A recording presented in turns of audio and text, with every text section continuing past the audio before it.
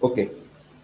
तो आज के लेक्चर के अंदर हम डेटाबेस के अंदर पढ़ने वाले कि वेब पेज डीबीएमएस किस तरीके से यूज होता है, ठीक है, कहाँ कहाँ पे उसकी ज़रूरत होती है। उसके बाद हम सिक्योरिटी के बारे में भी बात करने वाले हैं, डीबीएमएस में किस किस तरीके की सिक्योरिटी आ सकती है, ठीक है, उसको किस तरीके से थ्रेट हो सकते हैं, इंटेंशनली होते हैं या फिर विदाउट इंटेंशन होते हैं या फिर एक्सीडेंटल होते हैं, ठीक है। उसके बाद है कि डेटा रिकवरी जो भी सिक्योरिटी है उसको किस तरीके से सेट करते हैं, और उसके बाद रिकवरी मतलब डेटाबेस के अंदर से हम डेटाबेस को परमानेंटली किस तरीके से रिकवर कर सकते हैं, ठीक है। अगर किसी भी कंडीशन में वो क्रैश हो गए या फिर सिस्टम फ्लो बिगड़ गया या फिर क्रैश या फिर डिलीट हो गया डेटा अनफॉर्चुनेटली, ठीक है, तो इस तरीके से हम डेटाबेस को क्या कर सकते हैं कि रिकवर भी कर सकते हो। तो इस तीन टॉपिक के बारे में आज के लेक्चर के अंदर हम डिस्कस करने वाले हैं, ठीक है।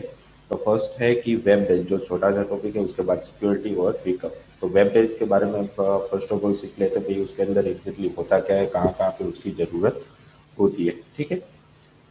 तो यहाँ पे बताया गया कि वेब के अंदर आप किसी भी तरीके की सिस्टम बनाते हो, मतलब किसी भी तरीके का सॉफ्टवेयर बनाते हो, तो उस सॉफ्टवेयर के अंदर आपको डेटा स्टोर करने के लिए डीबीएमएस की ज़रूरत पड़ेगी ही पड़ेगी। कोई भी आप डेटाबेस ले लो, जैसे कि आपको किसी भी तरीके की सिस्टम बनानी है, ठीक है, ठीक है, तो किसी भी तरीके की आपको सिस्टम बनानी है तो उस सिस्टम के अंदर जो भी आप रजिस्टर करवाओगे, कांटेक्ट करवाओगे, या किसी भी तरीके की फीडबैक आपको लेनी है या फिर किसी भी तरीके का डेटा को स्टोर करवाना रहता है परमानेंटली, तो उसके लिए यहाँ पे आपको डेटाबेस की मतलब डीबीएमएस की ज़रूरत पड़ेगी ही पड़ेगी, ठीक है। तो वेब बेस के अंदर कहाँ कहाँ पे वो ज़रूरत होती है उसके बारे में यहाँ पे आपको बताया गया है, ठीक है। तो यहाँ पे है, तो web based database management system is one of the essential part of DBMS. मतलब डेटाबेस जो वेब बेस के अंदर डेटाबेस यूज होता है वो वन टाइप ऑफ डीबीएमएस का ही पार्ट रहता है, ठीक है। And used to store web application data, मतलब हमारे जो वेब एप्लीकेशन रहती है उसके अंदर जो भी जिस तरीके का भी डेटा रहता है उसको स्टोर करने के लिए यहाँ पे हमें डीबीएमएस की ज़रूरत पड़ती ही पड़ती है, ठीक है। फिर उसके बाद यहाँ पे लिखा है कि a web based database management system is use to handle those database that are having a data, ठीक है। जिस तरीके की आप वेब एप्लीकेशन बनाते हो या वेबसाइट बनाते हो, तो उसके अंदर जिस तरीके का भी आपको डेटा स्टोर करवाना रहता है, तो उस डेटा को स्टोर करवाने के लिए यहाँ पे हमें ज़रूरत पड़ने वाली है डेटाबेस की। तो वो किस तरीके का डेटाबेस रहता है यहाँ पे, तो उसके लिए यहाँ पे ई कॉमर्स, फिर ई बिजनेस, फिर ब्लॉग्स, फिर emails and other online application, मतलब जिस तरीके की भी आपने ऑनलाइन एप्लीकेशन या वेबसाइट यूज़ की है या फिर आपने बनाई है, तो उसके अंदर डेटा स्टोर करने के लिए यहाँ पे आपको डेटाबेस की डीबीएमएस की ज़रूरत पड़ेगी, ठीक है। फिर उसके बाद है कि while many DBMS sellers are working for providing a property, मतलब बहुत सारे ऐसे डेटाबेसेस है या प्रोवाइडर्स है जो आपको डायरेक्टली डेटाबेस प्रोवाइड करते हैं, ठीक है। मतलब आपको बनाने की ज़रूरत नहीं होती, आपको सिर्फ क्या करना होता है, जो भी आप वेबसाइट बनाते हो तो आपको वो डेटाबेस डेटा स्टोर करने के लिए एक बैकएंड में डेटाबेस देता है, जिसके अंदर आप अपने अपने तरीके से टेबल या किसी भी तरीके की डेटाबेस बना सकते हो और उसके अंदर डेटा को स्टोर आप करवा सकते हो, ठीक है। तो अलग अलग तरीके के वेंडर्स रहते हैं जो आपको ये फैसिलिटी प्रोवाइड करते हैं, तो उसी के बारे में यहाँ पे आपको बता दिया गया है कि while many DBMS seller are working for providing property database for connectivity solution with the web, मतलब वेब के साथ आपको डेटाबेस की कनेक्टिविटी वो कर देंगे, वो ताकि आपका जो भी डेटा रहेगा वो वहाँ पे सेव रहेगा और परमानेंटली रहेगा। The majority of organization necessity a more general way out to prevent them from being tied into single technology, मतलब जो भी आपके पास डेटा रहता है, ठीक है, और बहुत सारे अलग अलग तरीके के ऑर्गेनाइजेशन होते हैं जिसको डेटा स्टोर करवाने की ज़रूरत पड़ती है, ठीक है, और उसको सिंगल टेक्नोलॉजी के अंदर स्टोर करवा और प्रिवेंट करवाने की भी ज़रूरत पड़ती है। तो इसके लिए ये लोग जो ऑर्गेनाइजेशन रहता है वो आपको एक डेटा प्रोवाइड करता है जिसके अंदर आपका सारा डेटा परमानेंटली सिक्योरिटी के बेस पे स्टोर रहता है, ठीक है। तो ये हो गई वेब बेस्ड एप्लीकेशन, कहाँ कहाँ पे उसकी ज़रूरत पड़ेगी और कहाँ से आप ले सकते हो, मतलब उसके लिए वेंडर की ज़रूरत होती है डेटा स्टोर करने के लिए, ठीक है। आप खुद से तो बना नहीं सकते क्योंकि उसमें बहुत ही टाइम लग जाता है, ठीक है। तो किसी कोई भी ऑर्गेनाइजेशन होती है या किसी भी तरीके की वेब एप्लीकेशन होती है तो उसके लिए डेटाबेस अलग से लेना होता है। ठीक है, तो ये वेब बेस्ड डीबीएम मतलब कहाँ पर हमें उसकी ज़रूरत पड़ेगी वेब बेस्ड के डिपेंडेंट, उसके बारे में यहाँ पे आपको बताया गया। फिर बेनिफिट्स ऑफ वेब बेस्ड मतलब हमें डेटाबेस वेब बेस्ड लेने की ज़रूरत क्यों है और उसके बेनिफिट्स क्या है। ठीक है, तो वो क्या बताया कि प्रोवाइड सिंपलिसिटी, बहुत ही आसान हो जाता है हमें उसे यूज़ करने के लिए। हमें जो भी डेटा स्टोर होता है वो सारा का सारा रिकॉर्ड आप देख सकते हो। ठीक है, इसलिए एडमिन को जो भी यूज़ कर रहा है उस डेटाबेस को उसको सारा डेटा वहाँ पे इजीली मिल जाएगा, मतलब सिंपल रहेगा। फिर है कि वेब डीबीएमएस प्लेटफॉर्म इंडिपेंडेंट मतलब उसको कोई भी व्यक्ति एक्सेस कर सकता है, पर जिसको परमिशन है या लॉगिन की परमिशन है वही उसको देख सकता है। मतलब वो एडमिन एडमिन के पास ही उसका यूजर नेम और पासवर्ड रहेगा, इसलिए वो डिपेंडेंट मतलब किसी भी प्लेटफॉर्म के ऊपर आप देख सकते हो मतलब और कहीं पर भी आप देख सकते हो क्योंकि ऑनलाइन ही सारा डेटा रहता है। ठीक है, इसको देखने के लिए आपको सिर्फ लॉगिन की ज़रूरत पड़ती है। जैसे आप लॉगिन करते हैं तो वो डेटा आपको कहीं पर भी किसी भी सिस्टम के ऊपर आपको दिखाई दे सकता है। फिर प्रोवाइड ग्राफिकल यूजर इंटरफेस मतलब अच्छी तरीके से उसे यूआई किया गया, यूजर इंटरफेस किया गया ताकि देखने में भी हमें अच्छा लगेगा और थोड़ा प्रॉपर लगेगा भाई किस तरीके से डेटा कहाँ पे आ रहा है वो किस तरीके से हमें दिखाई देगा। स्टैंडर्डाइजेशन रहता है मतलब एक ही तरीके का स्टैंडर्ड रहे, किसी भी तरीके की कोई भी टेक्नोलॉजी हो तो उसको डेटा देखने के लिए इसी तरीके की स्टैंडर्ड का यूज करना पड़ेगा। ठीक है, वो बदलता नहीं है। फिर एक ही प्रोवाइड क्रॉस प्लेटफॉर्म सपोर्ट मतलब अलग अलग सिस्टम के अंदर से भी उसे आप देख सकते हो। फिर है फैसिलिटेट ट्रांसपेरेंट नेटवर्क एक्सेस मतलब किसी भी नेटवर्क के ऊपर से मतलब आपके नेटवर्क यहाँ पे चल रहा है आपने वाईफाई कनेक्ट कर दिया है तो उस नेटवर्क के ऊपर भी आप जो भी डेटाबेस है उसको लॉगिन करके देख सकते हो। या फिर अलग कोई भी आपका मोबाइल नेटवर्क रहेगा तो उसके अंदर से भी आप जैसे लॉगिन करोगे तो आपको डेटा वहाँ पे सही से दिखाई देगा। मतलब नेटवर्क इंडिपेंडेंट है, ट्रांसपेरेंट है, किसी भी नेटवर्क के ऊपर से आप उसे देख सकते हो। फिर है स्केलेबिलिटी मतलब जितना भी डेटा आपको उसके अंदर स्टोर करवाना रहता है,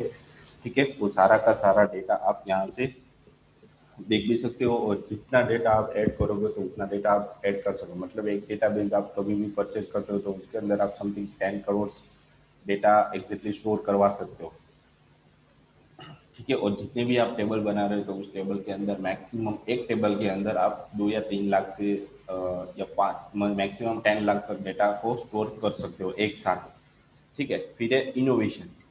इनोवेशन मतलब नई चीज़ आपको इसके अंदर ऐड करवानी होती है तो उसके लिए भी यहाँ पे फैसिलिटी दी गई है, जितनी फंक्शनलिटी आपको दी गई उतनी फंक्शनलिटी आप यहाँ पे कर सकते हो। ठीक है, यहाँ यानी कि नया डेटाबेस बनाना हो इसके अंदर या फिर आपको टेबल बनानी या फिर उसके अंदर डेटा ऐड करवाना है उस डेटा को डिलीट करना है। ठीक है, तो ये सारी फंक्शनलिटी आपको वहाँ पे दी जाती है। मतलब नई इनोवेशन आप उसके अंदर कर सकते हो। तो ये हमारी वेब बेस्ड डीबीएमएस होगी ताकि हमें जो हम परचेस कर रहे हैं डीबीएमएस तो उसके अंदर ये सारी फैसिलिटी आपको दी जाती है ताकि क्लाइंट जो होता है उसको अच्छी तरीके से सारा डेटा मेंटेन हो जाए और उसको अच्छी तरीके से दिख भी रहेगा, दिखा भी रहेगा। ठीक, सारा का सारा, और उसको जिसको भी दिखाना है वो भी देख सकता है सारा डेटा। ठीक है, तो इस तरीके से वेब बेस्ड डीबीएमएस को यूज़ किया जाता है। फिर जो भी हम डेटाबेस लेते हैं परचेज करते हैं, ठीक है, तो उसको सिक्योरिटी हम सिक्योर कैसे किस तरीके से कर सकते हैं तो उसके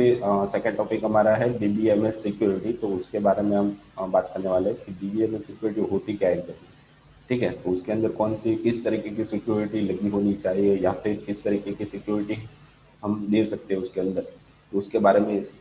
इस टॉपिक में डिस्कस करेंगे। तो यहाँ पे है कि डेटा इज वैल्यूबल है मतलब जिस तरीके का भी आपके पास समथिंग 1 या 2 लाख का डेटा पड़ा या 10,000 भी रिकॉर्ड पड़ा हुआ तो आपके लिए बहुत ही वैल्यूबल है। ठीक है, वन टाइप ऑफ एक एंटिटी हो जाती है, ऑब्जेक्ट होता है जिसकी मदद से आप किसी भी इंसान को उसका फ़ोन नंबर, उसका ईमेल, उसका एड्रेस, वो सारी चीज़ें आप जान सकते हो। मतलब किसी भी इंसान के पास आप पहुंचना चाहते हो तो उसकी जो डिटेल रहती है उसके उसके थ्रू आप पहुंच सकते हो। तो ये बहुत ही वैल्यूबल इंफॉर्मेशन हो जाती है। ठीक है, तो जो भी डेटा किसी भी फर्म के अंदर रहता है, किसी भी ऑर्गेनाइजेशन के अंदर जिसके पास रहता है वो डेटा सिक्योर होना चाहिए। तो इसलिए यहाँ पे बताया गया कि data is a valuable entity that must have to be formally handle मतलब जिस तरीके की ऑर्गेनाइज रहती है वो खुद से ही हैंडल करता है, किसी और को देता नहीं है। ठीक है, and manage as with any e commerce economic resource मतलब जो भी आपके पास नॉर्मल रिसोर्सेस रहते हैं तो उसको यूज़ करने के लिए और उस डेटा को मेंटेन करने के लिए मैनेज करने के लिए सिक्योरिटी की यूज़ की जाती है। फिर है कि So some part of all the commercial data may have tactical importance to their respective organise मतलब किसी भी तरीके की ऑर्गेनाइजेशन के अंदर जिस तरीके का भी डेटा रहता है वो उसके लिए बहुत ही इंपॉर्टेंट रहता है और कॉन्फिडेंशियल रहता है ताकि और वो डेटा किसी भी तरीके से आप किसी भी व्यक्ति को शेयर नहीं कर सकते हो बहुत ही कम अगर किसी को पता चल जाता है इसके बारे में तो आप बहुत मुश्किल में पड़ सकते हो ठीक है तो ये बहुत ही इम्पोर्टेंस इंफॉर्मेशन होती है जो उस ऑर्गेनाइजेशन के लिए बहुत ही इम्पोर्टेंट मतलब किसी भी जैसे हमारे इंस्टीट्यूट है यहाँ पे हमारे पास बहुत सारे स्टूडेंट्स होते हैं ठीक है जिसकी इंफॉर्मेशन हमें डिस्क्लोज नहीं करनी होती है ठीक है तो एक दूसरे का डेटा भी वो देख नहीं सकते इस तरीके से हमें डेटा को सेव करके रखना होता है वो सारी इंफॉर्मेशन किसके पास रहती है ऑर्गेनाइजेशन के पास ही रहती है मतलब हमारे पास रहती है ठीक है तो ये इस तरीके की सिक्योरिटी मतलब एक दूसरे का डेटा कहीं से भी लीक होना नहीं चाहिए ठीक है अगर लीक होता है तो बहुत ही बदनामी हो सकती है ठीक है तो ये बहुत ही सिक्योरिटी और सेंसेबल इंफॉर्मेशन होती है ठीक है तो सिक्योरिटी इस तरीके से सेटअप होती है ठीक है किस तरीके से किसी भी तरीके की ऑर्गेनाइजेशन के लिए अब सिक्योरिटी को डेटाबेस के अंदर किस तरीके से मेंटेन किया जाता है ठीक है तो उसके बारे में भी यहाँ पे आपको बताया गया है वापस से कि डेटाबेस ये तो हमारे डीबीएमएस के लिए था और उसके बाद यहाँ पे डेटाबेस के बारे में बताया गया तो डेटाबेस के अंदर किस किस तरीके की सिक्योरिटी होती है तो उसके बारे में यहाँ पे हम डिस्कस करेंगे database security is a technique मतलब जो भी सिक्योरिटी हम लगाने वाले हैं वो क्या होती है वन टाइप ऑफ एक टेक्निक्स होती है जो हमारा सॉफ्टवेयर होता है उसके अंदर इनबिल्ट रहती है जो हमें बनानी नहीं होती या फिर आपको खुद से बनानी होती है तो उसके लिए आपके किसी भी तरीके की डेवलपिंग की फील्ड चूज करनी पड़ती है ठीक है तो यहाँ पे आपको बताया गया है कि database security is the technique that protects and secures the database against the intentional or accidental threats मतलब किसी भी तरीके की अगर डेटा को डेटाबेस के अंदर जो भी डेटा पड़ा वो इंटेंशनली मतलब मैन्युअली आप चाहते हो भाई इसको ये डेटा सारा मुझे चाहिए ही चाहिए तो उसके लिए आप थोड़ा बहुत हैकिंग कर सकते हो ठीक है और कोई डेटा यूज कर रहा है तो वो एक्सीडेंटली लीक हो जाता है मतलब उसे पता भी नहीं है कि डेटा हमारा यहाँ से हैक हो गया है ठीक है तो इस तरीके से जो भी थ्रेट आते हैं तो उसको बचाने के लिए यहाँ पे सिक्योरिटी प्रोटेक्ट्स और सिक्योरिटी सेट की जाती है जिसकी मदद से वो डेटा कहीं पर भी आसानी से लीक ना हो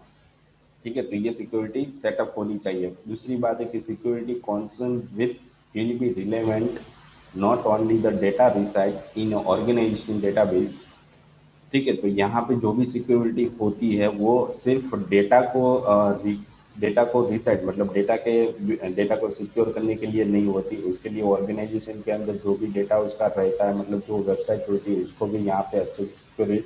सिक्योर करनी होती है तो उसके लिए यहाँ पे दिखाया गया है द ब्रेकिंग ऑफ सिक्योरिटी में harm other part of the system मतलब जैसे आप किसी भी तरीके की सिक्योरिटी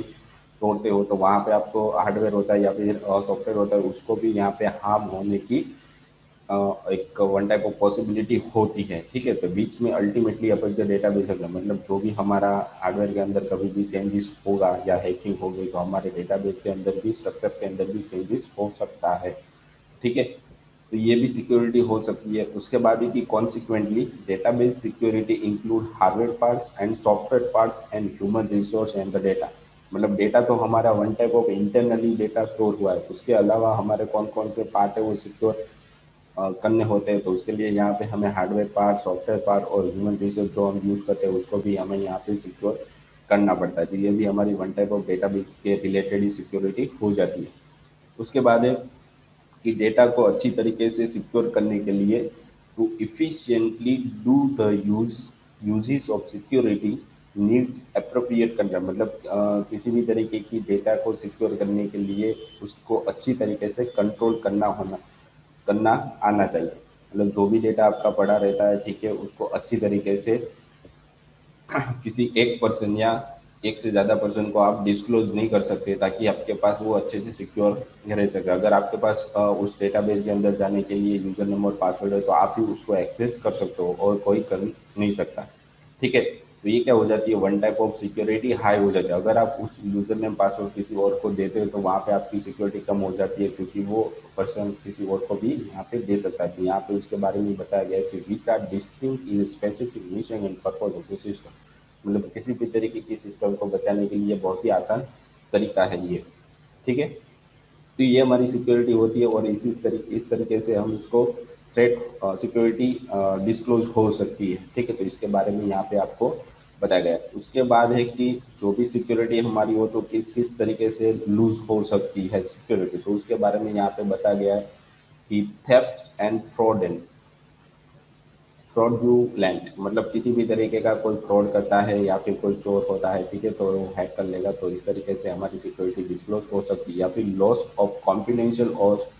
सिक्रेसी, मतलब किसी भी तरीके की यूजर नेम और पासवर्ड आप लूज कर सकते हो, ठीक है, या फिर किसी को वो एक्सीडेंटली मिल गया तो आप उस डेटा को लूज कर सकते हो। फिर लॉस ऑफ डेटा प्राइवेसी, मतलब जिस तरीके का भी डेटा आपके पास पड़ा रहता है उसमें से आधा डेटा गायब हो गया तो क्या हो गया, हमारा डेटा प्राइवेसी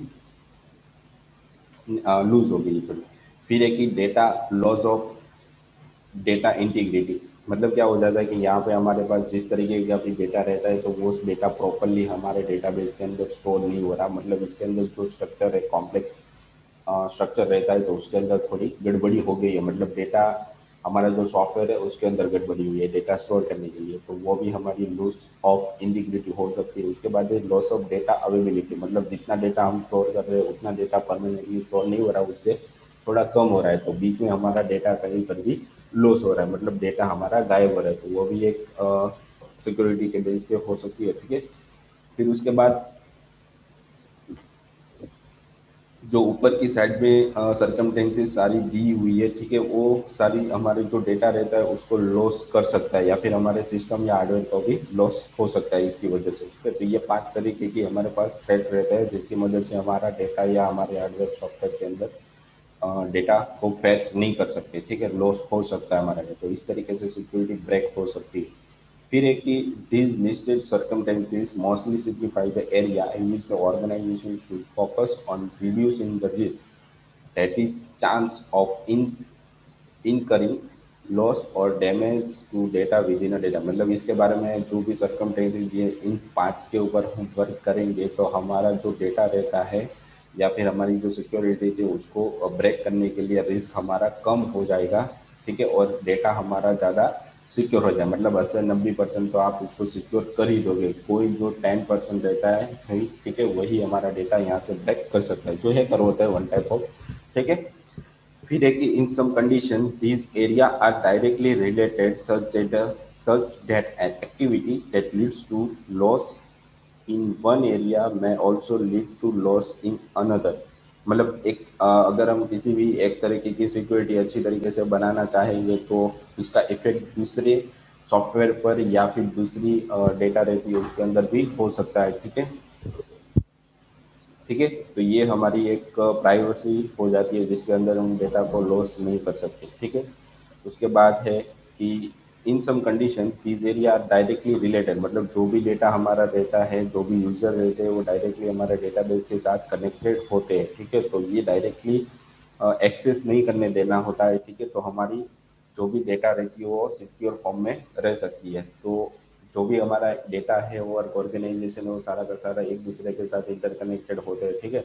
तो ये जो भी ऑर्गेनाइजेशन और डेटाबेस है तो इन दोनों के बीच में वन टाइप हम हमारा लॉगिन या सिक्योरिटी बीच में लगा सकते हैं ताकि जो भी ऑर्गेनाइजेशन को जिस तरीके का डेटा दिया गया है वही वो यूज़ कर सकते हैं, उसके अलावा दूसरा डेटा वो एक्सेस ना कर सके, ठीक है। तो इस तरीके की हम सिक्योरिटी के बेस पे थोड़ा वर्क कर सकते हैं ताकि हमारा जो भी डेटा है वो लॉस होने में रिस्क थोड़ा कम हो जाए, ठीक है।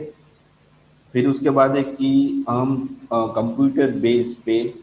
हमारी डेटा की सिक्योरिटी किस तरीके से बढ़ा सकते हैं, तो यहाँ पे उसके बारे में आपको बताया गया है। तो सिक्योरिटी मतलब कंप्यूटर बेस पे हमारी डेटा बेस पे सिक्योरिटी किस तरीके से बढ़ा सकते हैं, बाई डिफॉल्ट तो वो देती ही है पर हम हमें खुद से हमारे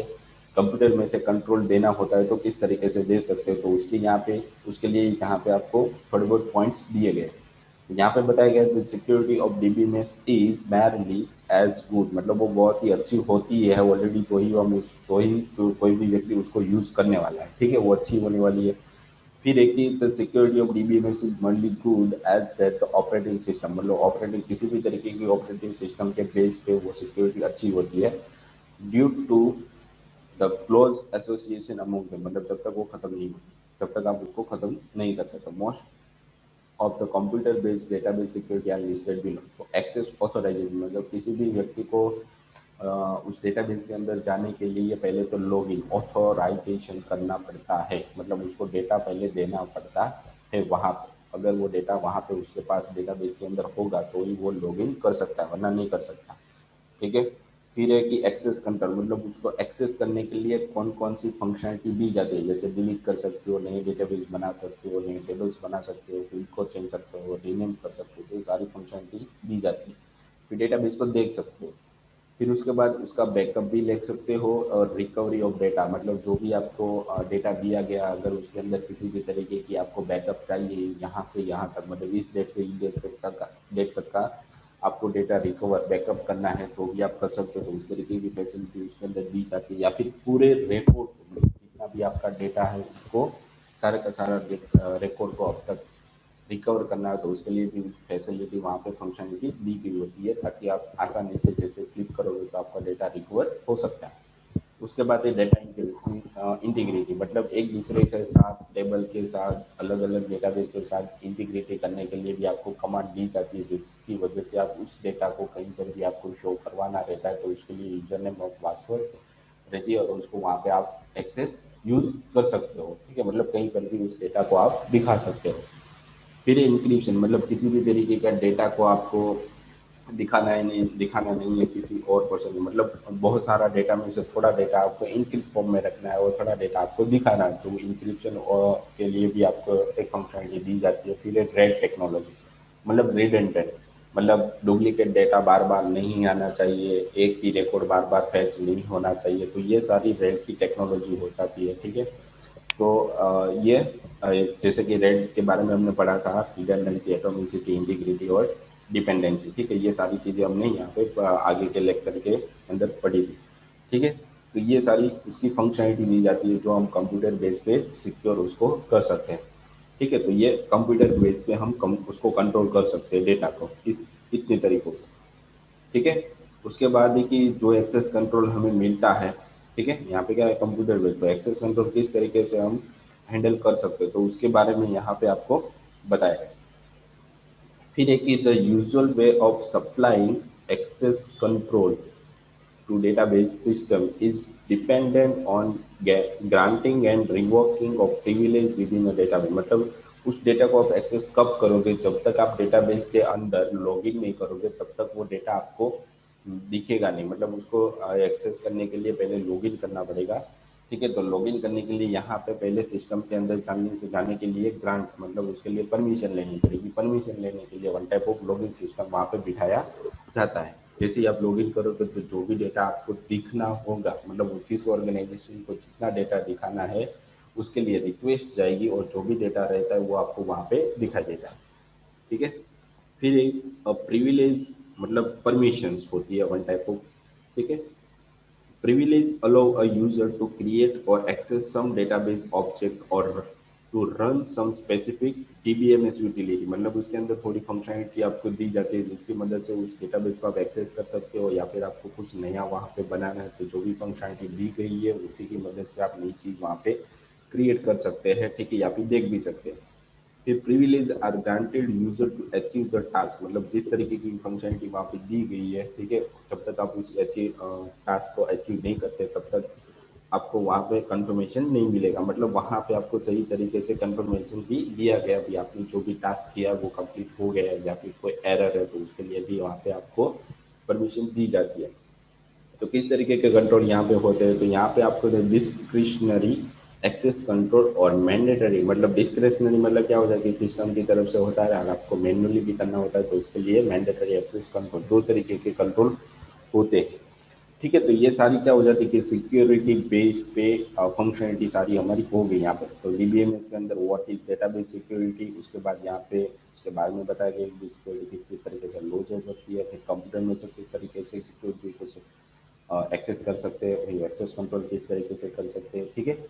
अब जो भी हमने सिक्योरिटी की है, बनाई है या फिर अप्लाई की है, अब उसको जो भी डेटा है उसको मुझे रिकवर करवाना है। ठीक है, मेरा सम डेटा लॉस हो गया तो मैं उस डेटा को किस तरीके से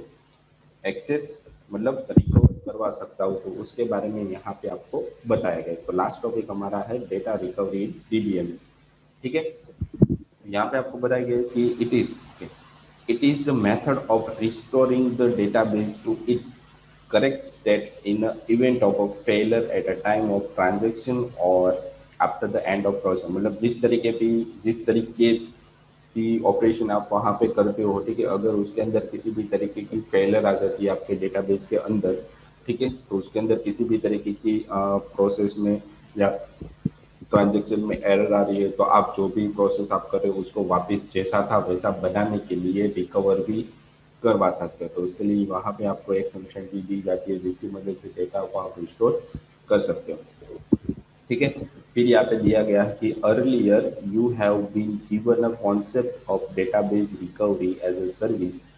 that should be provided by all the DBMS for ensuring that the DBMS database is dependable and remain in consistent state in the presence of failure। मतलब अगर आपकी सिस्टम क्रैश हो गई या फेल भी हो गई हो, तो पहले के टाइम में क्या होता है कि डीबीएमएस की तरफ से वो इंश्योर ही रहता है कि हमारा डेटा परफेक्टली सही है, ठीक है, और कंसिस्टेंस वे में भी जो पहले था वैसा ही था कंसिस्टेंट, मतलब ठीक है, वैसे की वैसे पड़ा हुआ है। अगर आपकी कोई फंक्शनलिटी वहाँ से फेल हो गई है तो पुराना डेटा आपका एज इट इज रहेगा। मतलब अभी जो सिस्टम हमारी हो रही है, ठीक है, उसके अंदर क्या होता है कि अगर किसी भी तरीके की आपकी ट्रांजेक्शन या आपकी क्वेरी गलत हो गई है, फेल हो गई, तो आपको एक मैसेज दे देगा और आपका जो पुराना रिकॉर्ड है वो वैसा का वैसा रहेगा। ठीक है, वो रिकवर होता ही रहता है हर बार, तो हमें बार बार रिकवर करवाने की ज़रूरत वहाँ पे नहीं पड़ती। अभी इस तरीके के डेटाबेस वहाँ पे हम जो भी परचेस करें उसके अंदर ये फंक्शनलिटी बाय डिफॉल्ट होती है। ठीक है, रिकवर। फिर है कि in this context dependability refer to both the flexibility of the DBMS to various kind of failure and its ability to recover from those failure। मतलब डेटाबेस के अंदर अभी इस तरीके की कंटेक्स्ट प्रोग्रामिंग की जाती है जिसकी मदद से आप किसी भी तरीके का डेटा फेल हो गया या फिर आप रिकवर करते करते आपका डेटा वापस से फेल हो गया है, तो क्या करता है कि जिस तरीके का डेटा पहले था वैसे ही वो रिकवर करेगा। ठीक है, और सारा डेटा जिस स्टेट में था, जिस तरीके से था पड़ा हुआ था वैसे ही आपको वापस से कर देगा। मतलब जो भी आपने नया टास्क किया है वो फेल हो जाता है, उसके अंदर वापस से आपको वो टास्क करना रहता है। ठीक है, तो इस तरीके की अभी डेटाबेस के अंदर फंक्शनलिटी दी जाती है। फिर एक in chapter you will gather the brief knowledge of how this service can be provided। मतलब इस तरीके की सर्विस दी जाती है तो उसके बारे में हम डिस्कस करेंगे। फिर यहाँ पे लिखा है to gain a better understanding of possible problem you may encounter in providing consistency. मतलब जो इस तरीके की भी सिस्टम होती है उसको पहले आपको रेफर करना रहता है, अगर उसके अंदर किस किस तरीके की प्रॉब्लम आपको आ सकती है तो उसको समझने के लिए पहले उस सिस्टम को आपको समझना पड़ेगा, उसकी फंक्शनलिटी को यहाँ पे समझना पड़ेगा। फिर उसके बाद ही आप उस डेटाबेस को रिकवर कर सकते हो। तो उसी टॉपिक के बारे में इसके अंदर लिखा हुआ है, अगर किसी भी तरीके की डेटा फेलियर हो जाती है तो ठीक है, तो ये डेटा रिकवरी होती है। इस तरीके से आप डेटा रिकवर कर सकते हो, खुद से भी मैन्युअली भी कर सकते हो या अभी के सिस्टम डेटाबेस के अंदर खुद से भी वो रिकवर होता रहता है थोड़े टाइम के बाद। या फिर वैसे भी फंक्शनलिटी होती है कि हर 3 महीने या 2 महीने या 1 महीने के बाद आपको रिकवर चाहिए तो ऑटोमेटिकली उसकी फंक्शनलिटी चलती है बैकग्राउंड में, एक बार आपको सेट कर देना रहता है, फिर हर महीने के बाद वो ऑटोमेटिकली वहाँ तक का डेटा रिकवर करके आपको एक फाइल ईमेल के अंदर भी सेंड कर देता है। तो उस तरीके की भी वहाँ पे डेटाबेस के अंदर फंक्शनलिटी अभी के डेटाबेस के अंदर होती है। ठीक है, लेटेस्ट जो भी डेटाबेस हम परचेज करते हैं उसके अंदर ये सारी फंक्शनलिटी इनबिल्ट होती है। ठीक है, इस वहाँ तक हमें रिकवर करके देता रहेगा। उसके बाद है कि हमें डेटाबेस जो भी डीबीएमएस है डेटा है उसको रिकवर करने की ज़रूरत क्यों पड़ती है, किस हाल में पड़ती है। तो जैसे हमने सिक्योरिटी पे सिक्योरिटी के अंदर किस किस तरीके की फंक्शनलिटी हो सकती है, ठीक है, और उसकी वजह से हमारा डेटा लॉस या सॉफ्टवेयर लॉस हो सकता है, तो उसको रिकवर किस तरीके से किया जाता है, किस परफॉर्मेंस के बेस पे, तो यहाँ पे उसके बारे में बताया गया है। The storage of data usually include 4 types of media. मतलब किसी भी तरीके का डेटा हमारे पास रहता है तो उसको स्टोर करने के लिए यहाँ पे 4 तरीके की टाइप्स दी गई है। जैसे कि किसी भी तरीके का डेटा हमारे पास रहेगा तो कहाँ पे पड़ा रहता है, तो मेन मेमोरी में रहता है, मैग्नेटिक डिस्क के अंदर, मैग्नेटिक टेप के अंदर और ऑप्टिकल डिस्क के अंदर हमारा सारा डेटा आप रिकवर करवा सकते हो। ठीक है, कहीं पर भी मतलब मेमोरी आपके पास होनी चाहिए नॉर्मली। फिर ये कि यहाँ पे many different form of failure can affect data man, मतलब यहाँ पे बहुत सारे तरीके के फेलियर्स हो सकते हैं, ठीक है, जिसकी मदद से हमारी जो भी प्रोसेस होती है, ट्रांजेक्शन होती है, तो उसके अंदर हमें हमारी प्रोसेस सही से नहीं होती। तो उसको यहाँ पे अच्छी तरीके से रिकवर करने के लिए किस मेमोरी के अंदर उसको रिकवर बार बार किया जाता है, ठीक है। और किस तरीके की डिवाइस में से आप रिकवर डेटा कर सकते हो, तो उसके बारे में यहाँ पे आपको बताया गया है कि 4 तरीके की डिवाइसेस रहती है जिसके अंदर से डेटा आप रिकवर कर सकते हो। तो फेलियर कब होता है, ठीक है, और उसके अंदर से डेटा को रिकवर किस सिचुएशन में किया जाता है, तो उसके बारे में सम पॉइंट्स यहाँ पे दिए गए हैं, ठीक है। तो फर्स्ट पॉइंट यहाँ पे है कि ड्यू टू हार्डवेयर और software error the system crash, मतलब किसी भी तरीके की हमारी सॉफ्टवेयर के अंदर एरर आ गई, हार्डवेयर के अंदर हमारी क्रैश हो गई, सिस्टम क्रैश हो गई, तो उस हाल में हमारा डेटा रिकवर हम कर सकते हैं। फिर है कि फेलर ऑफ मीडिया, मतलब किसी भी तरीके का डिवाइस जिसकी मदद से हम डेटा देखते हैं तो वो फेल हो जाता है, या फिर such as a head crash और unreadable media that result in loss. जैसे हमने पेरिफेरल डिवाइस के अंदर पढ़ा था कि जो हमारी मैग्नेटिक डिस्क होती है उसके अंदर अगर वो हेड ही खराब हो गया तो उसके अंदर का डेटा हम देख नहीं सकते, मतलब वो डेटा नहीं मिलेगा। तो उस हाल में हम डेटा को रिकवर करवा सकते हैं मैग्नेटिक डिस्क के अंदर से। फिर एक कि there can be application software है, मतलब किसी भी सॉफ्टवेयर के अंदर कोई भी हमें पेज वो ओपन करके नहीं दे रहा है, उसके अंदर किसी भी तरह की एरर आ रही है, ठीक है, तो उसको हम रिकवर कर सकते हैं। Such is a logical error data accessing the database that can cause, मतलब जब डेटा एक्सेस करते हो उस टाइम पे जो एरर आ रही है, ठीक है, उसको हम मैनेज यहाँ से कर सकते हैं। फिर है natural physical disaster such as fire, flood, earthquake, तो उस साल में भी वे उस डेटा को रिकवर कर सकते हैं। Carelessness and unintentionally destruction of data, मतलब हम डेटा डिलीट करना नहीं चाहते पर किसी भी हाल में हमारा वो डेटा गायब हो गया, मतलब वो हम किसी और डेटा को डिलीट करना चाहते थे या फिर किसी और को मूव करना चाहते थे, तो वो डेटा वहाँ से हट गया।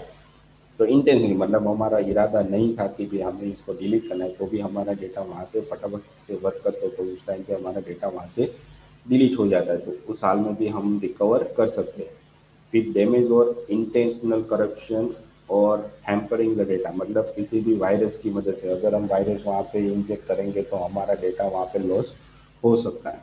फिर एक कि whatever the grounds of fail are, there are two principal things that you have to consider. First is a failure of main memory including that database buffer, मतलब डेटाबेस के अंदर जो भी डेटा हमारा रहता है वो जो हमारी मेन मेमोरी थी तो उसके अंदर बफर में से हम डेटा को रिकवर कर सकते हैं, या फिर उसकी जो डिस्क की कॉपी रहती है उसमें से हम डेटा को रिकवर कर सकते हैं। तो इन सारे सिचुएशन के अंदर हम डेटा को रिकवर कर सकते थे, और कौन कौन सी डिवाइस में से कर सकते हैं तो उसके बारे में यहाँ पे आपको लिस्ट दिया गया है, ठीक है। तो ये सारी रिकवरी थी, मतलब हमें रिकवर करने की ज़रूरत क्यों पड़ती है और किस हाल में पड़ती है, किस सिचुएशन में पड़ती है, तो उसके बारे में यहाँ पे टॉपिक्स दिए गए, ठीक है। उसके बाद है कि रिकवरी की फैसिलिटी डीबीएमएस के अंदर हम किस तरीके से कर सकते हैं, तो यहाँ पे लिखा है every DBMS should offer the following facility help out the recovery mechanism. First of all तो बैकअप, ठीक है, आप किसी भी तरीके की डेटाबेस को बीच में आप बार बार बैकअप के फॉर्म में कॉपीज बना के अपनी फाइल्स के अंदर अलग जगह पे स्टोर आप कर सकते हो। फिर एक किसी भी तरीके की लॉगिंग फैसिलिटी होती है ट्रांजैक्शन के अंदर, तो वहाँ पर भी उसको आप ट्रेस कर सकते हो, रिकवर करवा सकते हो। फिर जिस तरीके के भी आप डेटा को अपडेट करते हो या फिर चेंजेस करते हो तो उसके वहाँ पे चेक पॉइंट होता है, तो जैसे आप चेक पॉइंट करोगे तो आपका डेटा वहाँ तक तो फिक्स ही हो जाता है, वो कभी भी उसके अंदर आप कभी भी चेंज नहीं कर सकते, तो वो चेक पॉइंट की मदद से भी आप डेटा को रिकवर करवा सकते हो, ठीक है। यहाँ पे आपको बताया कि recovery facility allows update to database for getting the latest patches to be made permanent and keep secure from vulnerability. तो यहाँ पे इसके बारे में चेक पॉइंट क्या होता है कि जिसकी मदद से आप डेटाबेस के अंदर एक बार आपने ये कमांड दे दी तो उसके बाद आपका डेटा परमानेंटली सेव हो जाता है, उसके अंदर आप किसी भी तरीके का चेंजेस नहीं कर सकते, ठीक है, डेटा आप देख सकते हो उसे। तो ये भी हमारी एक रिकवरी हो जाती है, फैसिलिटी हो जाती है। फिर एक recovery manager allows the database system for restoring the database to reliable and steady state after the any failure आता, मतलब किसी भी तरीके का फेलियर होता है तो उस डेटा को कहाँ तक मैनेज करना है या फिर कहाँ से उसको उठाना है, तो वो फंक्शनैलिटी रिस्टोरिंग की मदद से हमें दी जाती है। तो जैसे हम रिस्टोर करेंगे तो पुराना जहाँ तक हमने चेक पॉइंट कमांड की है वहाँ तक हमारा डेटा वापस से रिस्टोर हो सकता है। तो इस तरीके की फैसिलिटी हमें डेटाबेस के अंदर दी जाती है। ठीक है, तो ये हमारी सारी फैसिलिटी हो गई। उसके बाद ओके, हमारा टॉपिक यहाँ पे खत्म हो गया। ठीक है, तो ये हमारी रिकवरी फैसिलिटी थी। तो आज के लेक्चर के अंदर हमने पढ़ा कि डेटाबेस के अंदर हम डेटा को किस तरीके से यूज़ कर सकते हैं, वेब बेस्ड एप्लीकेशन के अंदर सिक्योरिटी किस तरीके से अप्लाई कर सकते हैं, सिक्योरिटी किस तरीके से ब्रेक हो सकती है। फिर एक ही डेटा रिकवरी, जो मतलब डेटा जो भी हमारा रहता है उसको रिकवर किस किस सिचुएशन में कर सकते हैं और किस तरीके से कर सकते हैं। ठीक है, तो उसके बारे में आज के लेक्चर के अंदर हमने डिस्कस किया। ठीक है, तो जैसे ही हमारा लेक्चर ख़त्म हो रहा है तो लेक्चर के रिगार्डिंग यहाँ पे आपको 3 क्वेश्चन दिए गए हैं जो आपको सबमिट करवाने रहेंगे आपकी RNW IT एप्लीकेशन की अंदर, ठीक है, जिसकी मदद से आपकी अटेंडेंस वहाँ पे हो जाएगी। ठीक है, तो आज के लेक्चर के लिए इतना ही था। Thank you.